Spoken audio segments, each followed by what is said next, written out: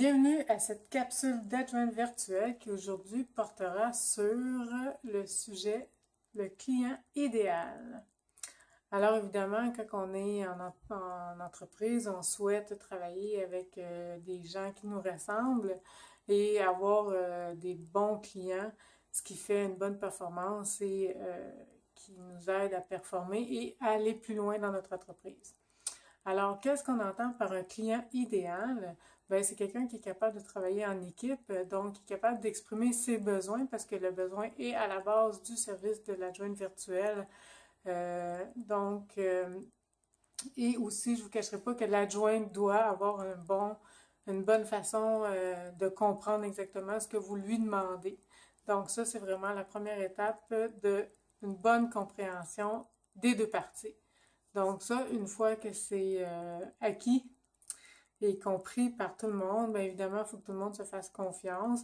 Je sais que la notion de déléguer des tâches pour certaines personnes, c'est vraiment sortir de sa zone de confort, pardon, mais faut faire confiance à l'adjointe virtuelle parce qu'elle a comme but, le même but que vous réussissez dans votre entreprise. Elle veut vous emmener à un niveau supérieur, pour que vous puissiez vous concentrer sur votre passion.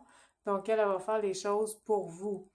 Donc, c'est certain que faut lui faire confiance, là. Elle sait très bien ce qu'elle fait.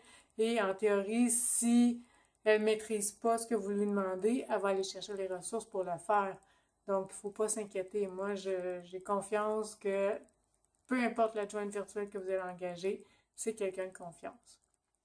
Donc, une fois que cette confiance-là est établie et que tout le monde travaille dans le même sens, alors évidemment, mais c'est sûr que ça prend de l'ouverture d'esprit parce que souvent, par rapport aux connaissances de l'adjointe virtuelle, qu'est-ce qu'elle a là?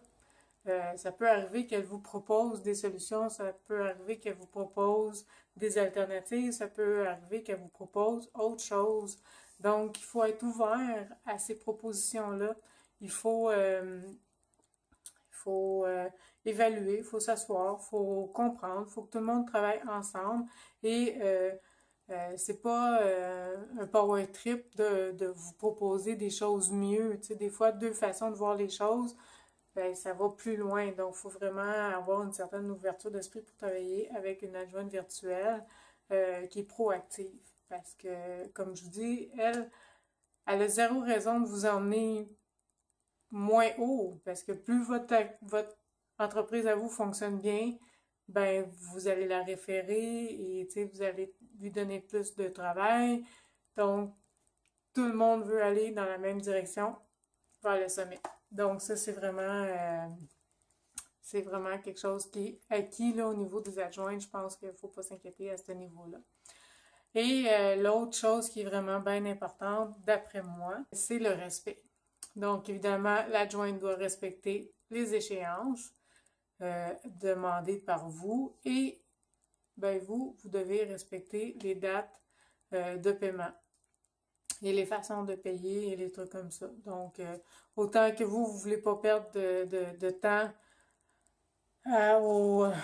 mettons que vous avez demandé à faire de la mise en page, mais si vous ne voulez pas perdre votre temps là-dessus, ben l'adjointe virtuelle ne veut pas perdre son temps à courir après vous pour récupérer son dû.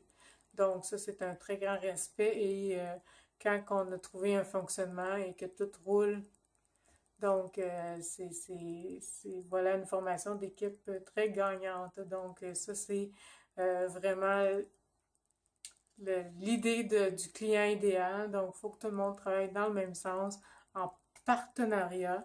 Je crois que c'est vraiment la façon de procéder. Puis, tu sais, c'est valide pour l'adjointe virtuelle, mais c'est aussi valide pour tous les autres professionnels qui vous entourent. Donc, faut pas, faut juste comme focusser sur ces petites règles de base-là et tout le monde va être gagnant et prospère. Alors voilà, c'était la petite capsule sur le client idéal. Donc, je vous remercie. Si vous avez d'autres questions ou des précisions, des trucs comme ça, donc vous gênez-vous pas. Je vous invite à communiquer avec moi sur mon site internet www.secrétariatlacarte.ca ou sur ma page Facebook, je suis disponible. Je vous remercie. Au revoir.